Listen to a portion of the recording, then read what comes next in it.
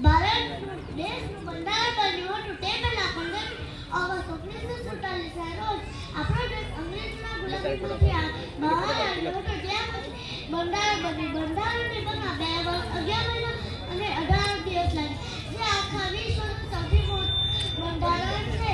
આ દિવસે જાહેર રજા હોય છે. આ દિવસે યાદગાર બનાવવો હોય તો દેશની સેવા કરો, દેશના ઉજ્જવળ ભવિષ્ય માટે આગળ વધો. આપણો દેશ લોકશાહી છે. વિવિધતામાં એકતા આપણા દેશમાં જોવા મળે છે. આજે શહીદ થયેલા હોય તે વીર જવાનો મારા સત્સંગ પ્રણામ. દેશ માટે પોતાના પ્રાણ